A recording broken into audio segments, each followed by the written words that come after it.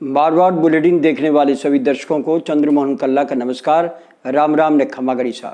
राजस्थान की राजनीति में जबरदस्त तूफान आया हुआ है और जब एक और कांग्रेस अपने विधायकों की बाड़ेबंदी कर चुकी है, आज भारतीय जनता पार्टी ने भी अपने विधायकों को एक होटल के रिसोर्ट में बुला करके बाड़ेबंदी कर दी।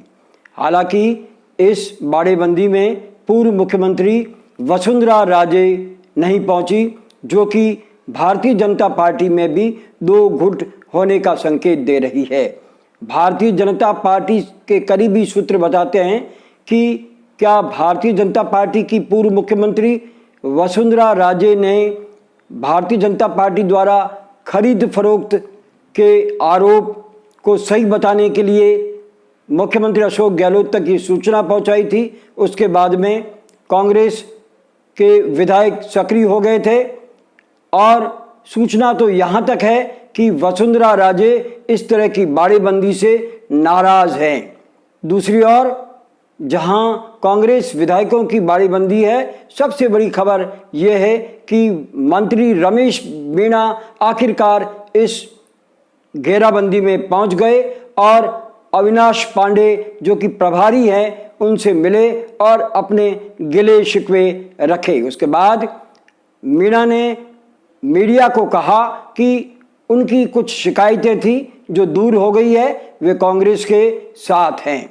वहीं शाम को जब अशोक गहलोत अपने विधायकों की बैठक लेने पहुंचे, उससे ठीक पहले उप मुख्यमंत्री सचिन पायलट बाड़ेबंदी से निकल करके बाहर आए।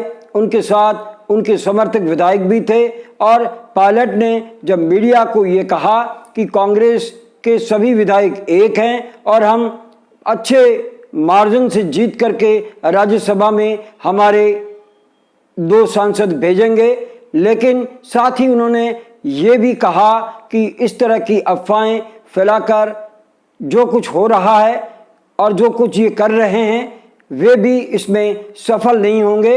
हाईकमान तक इसकी पूरी सूचना है।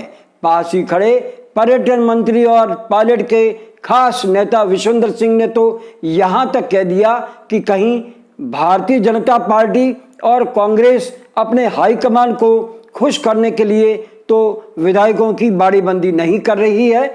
विश्वेंद्र सिंह और सचिन पायलट के ऐसे उत्तर क्या मायने रखते हैं, ये तो 19 जून को पता पड़ेगा जब राज्यसभा के चुनाव का परिणाम सामने आएगा।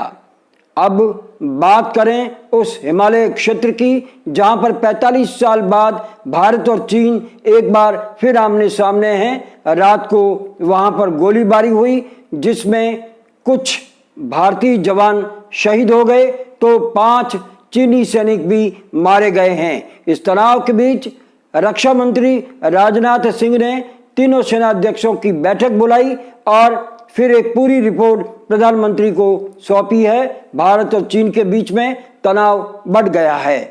अब जोधपुर की बात।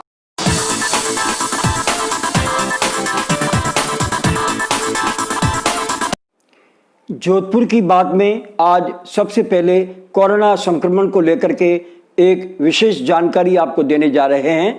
आज का दिन चिकित्सा विभाग और जोधपुर की जनता के लिए काफी अच्छा रहा, जबकि दोपहर तक केवल 2 मरीज ही सामने आए। लेकिन चिकित्सा विभाग जिस तरह से आंकड़े छिपा रहा है, उसी तरह से मौतों के आंकड़े भी छिपा रहा है।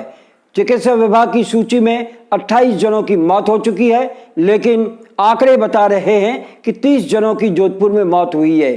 2 की मौत के बाद में कोरोना संक्रमण टेस्ट हुआ जिसमें ये कोरोना संक्रमित पाए गए थे, लेकिन चिकित्सा विभाग इन्हें कोरोना से मौत के आंकड़ों में शामिल नहीं कर रहा है। आंकड़ों की इस गफलेबाजी के बीच में चिकित्सा विभाग पर अंगुली उठना वाजिब है। शेरगढ़ में आज शिक्षक और कुछ लोगों के बीच में जमीन विवाद को लेकर के विवाद हो गया, जिसमें पुलिस ने 2 शिक्षकों को गिरफ्तार किया है। बिलाड़ा में एक सुनी जगह पर 17 जने जुआ खेल रहे थे। पुलिस ने 13 आरजीओ के तहत उन्हें गिरफ्तार किया है। वहीं मंत्री गजेंद्र सिंह शेखावत बीकानेर पहुंचे और पूर्व महारानी पद्मा कुमारी के निधन पर शोक व्यक्त किया है। पद्मा कुमारी का गत 9 जून को स्वर्गवास हो गया था। उधर बिलाड़ा में आज 2 गुटखा व्यापारियों को पुलिस ने गिरफ्तार किया है और उनके विरुद्ध मामला दर्ज किया है।